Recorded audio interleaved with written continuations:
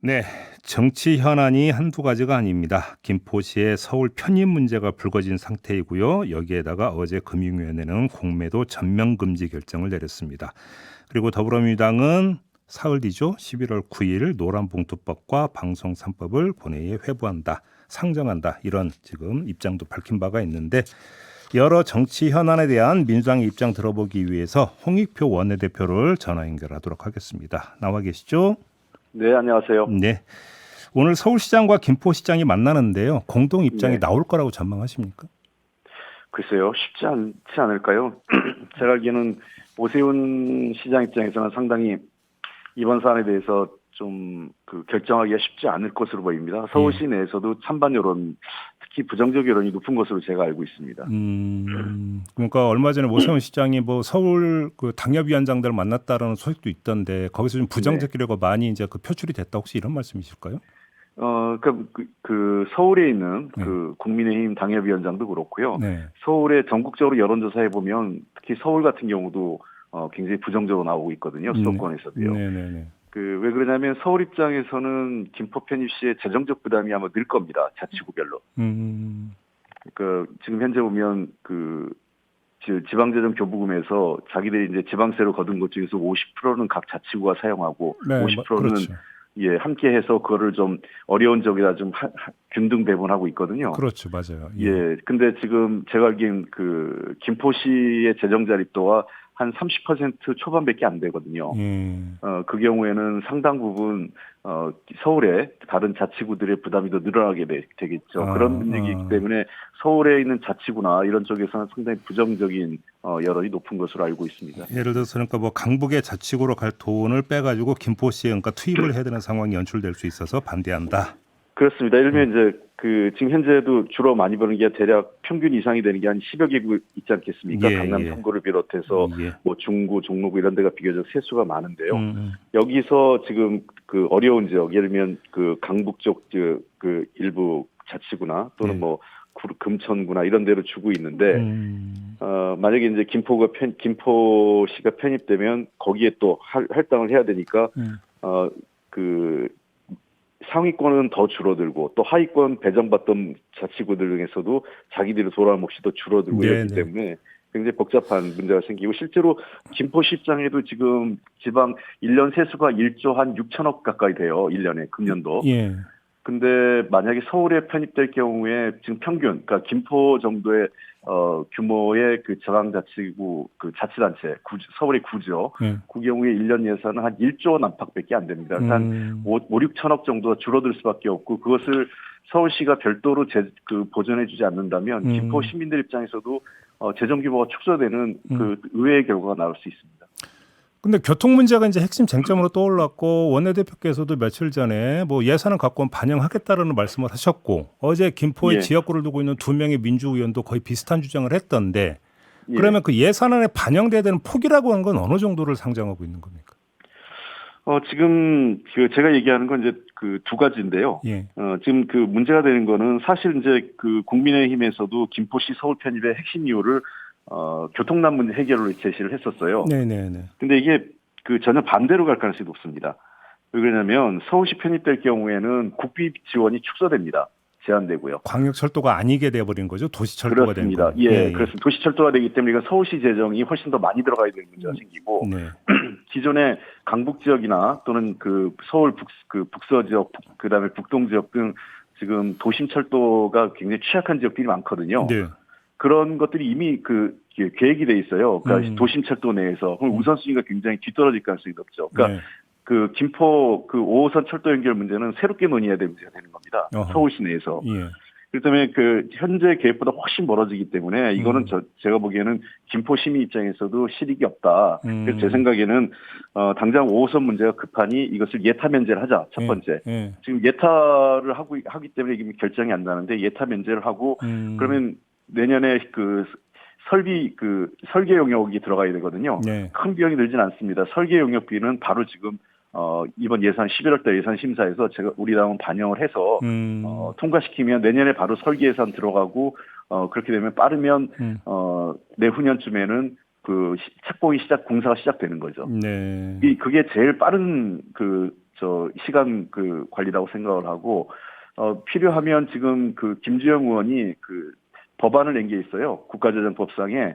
그래서 김포시 같은 경우를 예타 면제를 해줄 수 있는 철도 노선과 관련돼서 법안이 있기 때문에 그 법안을 저희가 통과시킬까 이런 생각도 갖고 있습니다. 그 법안이 통과되면은 예타 면제가 자연스럽게 됩니다. 자, 근데 여기서 교통론 좀 할게요, 대표님.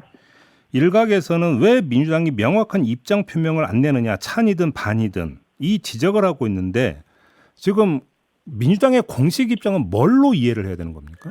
아니 그게 정말 바보 같은 질문에 바보 같은 답변이라고 생각을 합니다. 왜요? 왜? 아니 이게 OX답 문제냐고요. 예. 왜 그러냐면 그럼 서울과 수도권의 경쟁력을 높이는 것을 찬성합니까 반대합니까 하면 반대한다고 답할 사람이 누가 있겠습니까? 네. 제가 얘기하는 거는 지금 이 3단계로 이미 저희가 해법을 얘기했는데 아무도 저희 당의 공식 입장을 답을 이미 냈는데 답을 안 했다고 얘기하는 국민의힘 주장을 언론이나 이런 데 반복적으로 받고 있어요. 우리 당 일부 정치인들도. 네. 제가 얘기했지 않습니까? 첫 번째는 5호선 예타 면제하고 예산 반영 바로 해서 신속하게 착공하게 하겠다. 그다음에 9호선 연결도 바로 검토 시작하겠다. 이게 이제 첫 번째 1단계고요. 2단계는 우리 당이 지금 지속적으로 주장해 왔던 지방 거점 도시 있지 않습니까? 네. 지금 한국 사회에서 가장 큰 문제는 지방과 서울 간의 격차 아니겠습니까? 네. 이 문제는 과거 김영삼 정부 이래로 모든 정권이 한 건도 부인한 적이 없는 사실입니다. 그래서 실제로 우리 당이 지속적으로 얘기했던 게 부울경 메가시티 거점 도시 얘기했고 충청권, 호남권 다 이렇게 메가시티 얘기했는데 아이러니한 건 작년 2020 지방선거 끝나고 나서 부울경 메가시티 방안을 백지화시킨 게 바로 국민의힘이에요. 김기현 당대표하고 지금 조경태 의원도 책임이 있는 사람입니다. 백지화하는 과정에. 그러니까 이제 와서 아무 일도 없던 듯이 서울 메가시티 얘기하고 부울경도 하겠다라는 이런 적반하장과 호환무치가 어디 있습니까? 그러면 뭐 이런저런 사람 빼고 이낙연 전 대표 같은 경우가 야당이 찬반의 입장도 뚜렷한 대안도 내지 않는 것은 당당하지 않다 이렇게 비판했는데 이건 어떻게 받아들이세요? 그럼? 아니, 제가 말씀드렸잖아요. 그렇게 말하는 게 굉장히 어리석은 행태라니까요. 제가 3단계로 이미 정리를 했지 않습니까? 예. 첫 번째는 교통 문제 해결하는 걸 1단계. 알겠습니다. 2단계는 지방 거점 도시 문제를 해결하자 먼저. 그리고 나서 3단계로 서울의 글로벌 경쟁력, 서울과 수도권의 글로벌 경쟁력을 어떻게 할 거냐. 이렇게 3단계에 대한 해법을 저희들은 냈습니다. 그렇게 할 거면 하자 이런 겁니다. 그러니까 지금 그러면 제가 두 가지 확인 질문 드릴게요. 짧게. 첫째, 그러면 이낙연 전 대표의 이런 입장은 당의 입장을 제대로 숙지하지 못한 데서 나온 오발탕이다 이렇게 규정해도 되는 거죠? 아마 그렇죠. 언론이나 일부 언론이나 야당에서 자꾸 찬반이 없다라고 하니까 그렇게 생각을 하셨던 것 같아요. 그러면 두 번째, 지금 민주당은 계속해서 어떤 국토 균형 발전을 주장을 해 왔는데 네. 지금 이 방안이 국토 균형 발전이랑 큰 방향성과 충돌하는 게 아니다 이런 입장으로 제가 이해를 해도 되는 겁니까? 충돌할 수 있죠. 접근 방법에 따라. 지금 우리가 생각하는 거는 서울은 이미 메가시티입니다. 네. 그렇기 때문에 서울에 버금가는 메가시티를 몇 개 만들어서 거기서 활력이 생겨야 그리고 난 다음에 서울을 또다시 서울은 국내 경쟁이 아니라 글로벌 경쟁력을 키워야 되지 않겠어요? 네. 그렇게 가야 되는데 자칫 지금 국민의힘 주장대로 서울 메가시티를 먼저 손을 대면 지방도시는 더 죽습니다. 네. 그러니까 그 경우에는 가뜩이나 한국은행이 11월 초에 지금 보고서를 냈잖아요. 네. 서울과 지방 간의 격차 때문에 인구 저출생도 생기고 임금 격차도 커지고 있고 고용률도 커지고 있고 그러니까 서울에 좋은 일자리 그다음에 좋은 문화시설 각종 SO 시설이 밀집돼 있기 때문에 여기다 추가로 그걸 더 넣는다면 지방 도시는 다 죽는 거죠. 지금 현재는 과거에는 그래도 서울에 비해서 부산, 대구, 광주가 그래도 버금가는 도시가 조금 됐는데 이제는 그냥 서울 외에는 다 지금 경쟁력을 상실하고 있어요. 이렇게 가가지고는 바로 그 점 때문에 민주당이 오히려 반대를 해야 되는 거 아니냐는 주장이 나오는 거 아닌가요? 바로 그 점 때문에. 아니 그러니까 제가 이거를 반대라는 게 아니라 그럼 서울 경쟁력 높이는 걸 반대하느냐 이렇게 물어볼 거예요. 그래서 저는 서울 경쟁력 높이는 거 찬성인데 이게 단계라는 거죠. 그러니까 자꾸 이 문제를 OX 문제로 국민의 프레임에 빠지시면 안 돼요. 앵커께서도. 저는 지금 이낙연 전 대표의 발언을 인용해서 질문을 드렸습니다. 대표님. 그래서 이 문제가 근데 지금 언론도 그런 프레임이잖아요. 자꾸 찬반이 없다는데 다 입장을 제가 얘기한 겁니다. 알겠습니다. 혹시 그건 체크해 보셨어요? 지금 충청권이나 부울경 반응은 어떤 걸로 지금 파악하고 계세요? 전국적으로 매우 부정적 여론이 높죠. 그래요? 지금 사실 국민의힘 주장은 김포 표 수도권에 정략적으로 선거 표 몇 개 얻자고 사실은 미래를 버린 거죠. 국가 균형 발전이라는 미래하고 지방의 모든 지방에 계신 분들의 지역 발전에 대한 어떤 염원을 다 내팽개치거나 마찬가지죠. 그 금융위원회가 어제 그 정기적으로 공매도 전면 금지를 결정을 했는데 일각에서는 이게 총선용이라고 해석을 하고 있습니다. 대표님은 어떻게 해석하십니까? 뭐 복합적인 거라고 보입니다. 왜 그러냐면 과거에 세 차례 공매도 중지가 있었지 않습니까? 네. 2009년 같은 경우에는 리먼 브라더스 미국발 금융위기가 있었고 네. 2011년 8월 경우에는 유럽 재정위기 그리고 2020년 3월에는 코로나19에 따른 세계 경제 불안정 이런 게 있었는데 네. 금융시장 쪽에 있는 전문가들 대부분은 현재 뚜렷한 거시경제적 이유가 없는데 이것을 공매도를 중단시키는 것은 뭐 선거 정략적 아니냐 이런 얘기가 이제 금융시장 내에 나오는데요. 네. 그렇다 하더라도 이미 우리 당이 지난 국감 때도 그렇고 그 전부터 워낙 지금 금융시장에 이 공매도를 갖고 장난치는 세력들이 너무 많기 때문에 네. 공매도를 한시적으로 중단하든가 아니면 근본적인 제도 개선이 필요하다는 얘기를 우리 당이 먼저 해왔습니다. 네, 네, 그래서 네. 이번 제도 중단 자체에 대해서는 저희들도 동의하고 있고요. 다만 그러려면 정확하게 이번에는 제도 개선을 해야 된다는 거죠. 금융당국이. 그러면 이게 이제 내년 6월까지로만 지금 한시적이잖아요. 그럼 그 예. 기간 동안에 제도 개선 방안이 도출이 돼야 된다 이 입장인 겁니까? 그렇습니다. 지금 얘기는 금감원이나 금융위에서는 소위 공매도 불법 무차입 공매도를 하는 행위나 이런 부적절한 불법 행위에 대해서 조사해서 엄단하겠다는 건데 네. 그거는 아주 근시적인 접근이고요. 그것도 해야 되겠지만 더 근본적인 것은 지금 개인 투자자들이 기관이나 외국인 투자자에 비해서 굉장히 기울어진 노동장 얘기 나오지 않습니까? 이것을 어떻게 평평하게 할 것인가 하는 문제가 있고요. 대표님 지금 국회 청원 5만 명 요건이 달성이 돼서 정무위로 지금 넘어간 게 있지 않습니까? 청원안이. 네네. 예. 그럼 그러니까 제도 개선 논의는 이제 이걸 그러니까 매개로 시작을 할 수 있을 것 같은데 어떻게 당의 입장은 어떤 겁니까? 저희들은 현재에서 공매도 제도의 근본적인 개선을 위해서요. 일단은 개인과 기관, 외국인들 간의 기울어진 농장 바로 잡아야겠다. 지금 현재 예를 들면 공매도 기간이라든지 뭐 규모라든지 이런 거에서 다 제한돼 있거든요. 개인들이요. 예. 그래서 이걸 어떻게 균형 잡히게 할 것인지. 그다음에 두 번째는 지금 실시간 모니터링 정보 얘기하는데 실시간 모니터링이 좀 쉽지가 않아요. 제가 현장 들어오면 현재 시스템 갖고는. 네. 그래서 이거를 어떻게 그러면 사후적이라도 검증해야 될 건지. 그다음에 세 번째는 저는 더 강력한 것은 징벌적 손해배상 정도를 넣어야 될 겁니다. 만약에 무차입 공매도를 통해서 기관들이 불법 행위를 했지 않습니까? 예. 이 경우에는 벌어들인 수익의 10배 이상의 징벌적 손배를 매겨서 이거를 함부로 못하게 만들어야 될 거예요. 10배 이상입니까? 예. 그러니까 징벌적 손배이죠. 그러니까요. 예. 지금은 해도 그거에 대해서 처벌받아도 이익이니까 자꾸 하는 거거든요. 네. 그래서 이거 잘못하면 우리 투자 전문 회사들이 자칫하면 우리 회사 문 닫겠다. 이런 정도의 위험성을 느끼게 만들어야 되는 거죠. 그리고 외국인 투자자들에 대해서도 해당 자본을 가압류하거나 외국으로 함부로 돈을 못 나가게 하는 제동 장치도 있어야 되고요. 그래서 저는 이 문제에 대해서는 근본적인 제도적 장치가 이번 기회에 한번 만들어졌으면 좋겠다 생각을 합니다. 왜냐하면 공매도 제도 자체를 없애는 것은 또 다른 문제가 있기 때문에 네. 전 세계적으로 OECD 국가 대부분이 공매도 제도를 유지하고 있지 않습니까? 네. 그래서 제도 개선을 OECD 선진국 수준으로 강력하게 해야 한다고 생각합니다. 지금 사흘 뒤인 9일에 예고하신 대로 노란봉투법하고 방송 3법 개정안 지금 본회의에 상정하시는 겁니까? 네, 상정할 예정입니다. 그럼 바로 처리가 될까요? 지금 뭐 국민의힘에서 필리버스터 얘기를 좀 하던데. 근데 필리버스터는 하겠다고 이미 공언했고요. 예. 저희들도 같이 필리버스터 참가해서 하되 24시간 경과 이후에 저희가 끊을 수 있거든요. 179석이 있으면. 네. 그렇게 해서 24시간 경과 후에 끊는 방식으로 해서 한 5일 정도 걸릴 것 같습니다. 9일부터. 노란봉투법이 우선입니까? 방송 3법이 우선입니까? 뭐가 우선이다 아니다 하는데 순서상으로 아마 제가 의사일정 순서가 제가 알기에는 노란봉투법, 노조법이 먼저 올라가고 그게 먼저 순서에 그게 먼저 방송 3법이 그 다음에 올라갈 것으로 알고 있습니다. 지금 윤석열 대통령의 거부권 행사는 거의 예고가 돼 있는 상태인데 예. 그 지금 문제는 그 이게 거부권 행사가 되면 혹시 재의결까지 하실 그러니까 계획으로 지금 추진을 하시는 겁니까?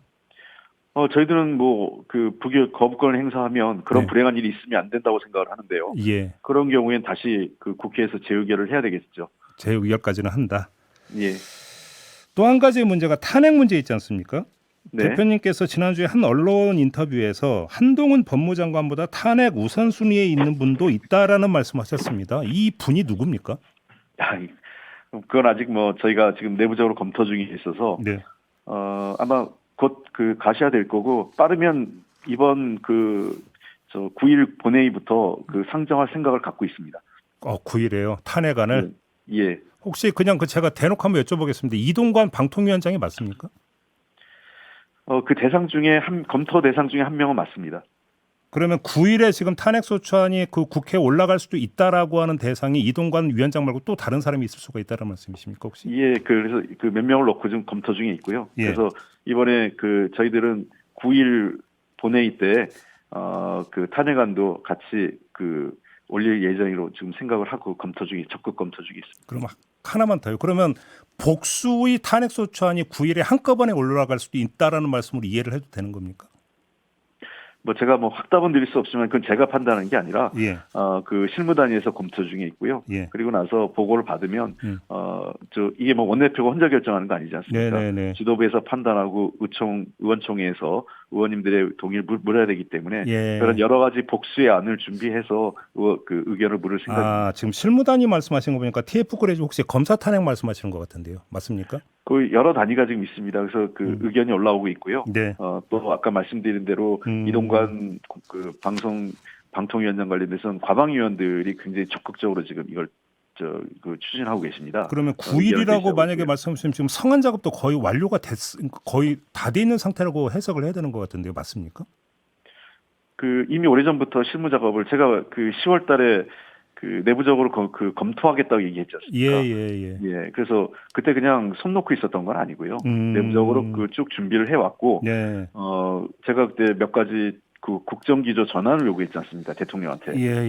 그 총리 회의만 수용하고 내각 쇄신하라는 것. 네. 그다음에 검찰 정치 중단 에 대한 사과와 함께 책임이 있는 한동훈 장관에 대한 그 파면 조치를 취할 것. 네. 그다음에 그 대통령이 전반적으로 야권과 협치할 수 있는 분명한 그 실천을 보여줄 것 했지 않습니까? 거부권 남발하지 말고.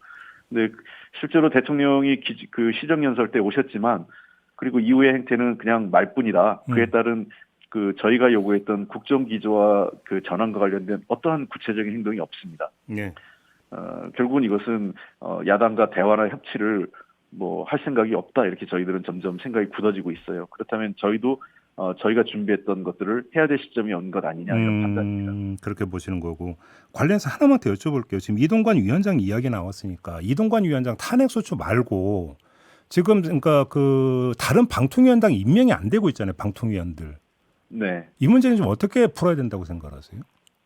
그거는 그 법대로 하면 되는 거죠. 그 이미 저희가 최민희 의원 국회에서 의결해서 보낸 지가 한참 됐는데 네. 아무런 그 뚜렷한 사유도 없이 지금 부인하고 거부하고 있는 거 아니겠습니까? 결격 사유 있다라는 거잖아요. 계속. 예. 아니 근데 결격 사유를 뚜렷하게 제시를 안 해요. 법적 사유로 제시를 못 하고 있는 겁니다. 네. 저희들은 검토 결과 그 국회 차원에서는 검토 결과 결격 사유가 없는 것으로 판단을 했습니다. 의장실에서요. 네네네. 예. 의장실에서. 예, 그 의장실에서 그 관련된 법적 문의를 했던 거죠. 왜냐하면 표결을 했기 때문에요. 네. 근데 이거에 대해서 아무런 이 답변도 없는 상태고 심지어 얼마나 정략적이면 이동관 방통위원장이 그런 얘기를 했지 않습니까? 우리 고민정 의원이 질의응답 과정에서 과방위에서 네. 뭐 다른 추가적으로 하는 사람들하고 묶어서 하려고 제안했다 이런 얘기들 자체가 얼마나 이 최민희 의원 건을 지금 그 임명하지 않은 게 본인들도 정당성이 없다는 걸 자인한 거 아니겠어요? 정략적으로 접근하는지. 즉 그 얘기는 이동관 방통위원장과 지금 현재 있는 2명으로 우리 야당 추천 인사가 들어가기 전에 두 사람이 일사천리를 처리해놓고 이제서야 다 처리하고 나니까 하겠다라는 매우 정략적이고 이 정치 중립을 훼손하는 조치를 지금 자인했다고 생각합니다. 알겠습니다. 다른 거 하나 좀 여쭤. 혹시 아침에 조간 챙기셨을 것 같아서 질문 드리는 건데요. 지금 그 김만배 녹취록 보도와 관련해서 언론사나 해당 기자에 대한 압수수색 검찰이 지금 하고 있지 않습니까? 예. 그런데 지금 이게 원래 명예훼손 사건은 검찰이 아니라 경찰이 하게 돼 있는데 왜 검찰이 나서느냐. 이게 예. 좀 논란이 됐었는데 오늘 그 한 언론이 어떤 보도를 했냐면 검찰이 예규를 바꿨다. 그래서 등자 하나를 넣어가지고 검찰이 수사할 수 있는 길을 열어줬다라는 지금 보도가 있었는데 혹시 파악하고 계십니까, 대표님?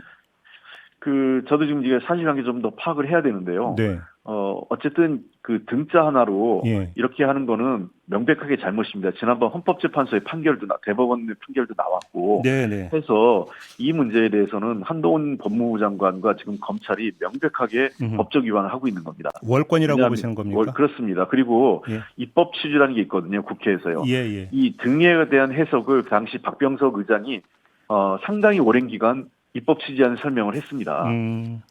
그러니까 그런 거를 깡그리 무시하고 입법 취지가 이미 명문화돼 있는데 국회 속기록에도 예. 그리고 그 내용을 첨부해서 정부에 보냈다는 걸 감안하면 예. 그것을 이렇게 무시하고 등을 자의적으로 해석하는 것은 저는 명백하게 초법적인 행태 또는 법을 위반했다 이렇게 보고 있습니다. 알겠습니다. 대표님 30초 남았는데요. 예산안에서 R&D 예산 복구가 가능하겠습니까? 짧게 말씀해 주시죠. 무조건 합니다. 무조건 하겠습니다. 그거 안 되면 예산은 통과 쉽지 않을 겁니다. 복구가 원상 복구를 뜻하시는 겁니까? 뭐 100%는 아니더라도 하여간 네. 최대한 현장에서 수용할 만큼에는 복구가 돼야 된다고 생각합니다. 아, 그래요. 기재부를 설득할 수 있다. 그다음에 관찰할 수 있다. 이런 말씀으로 이해를 해도 되겠습니까? 예, 무조건 관철하겠습니다. 기재부도 이번 예산안 그거 통과 안 되면 쉽지 않다고 제가 분명히 경고했습니다. 알겠습니다. 자, 이렇게 마무리하도록 하겠습니다. 고맙습니다, 대표님. 예, 감사합니다. 네, 지금까지 홍익표 더불어민주당 원내대표였습니다.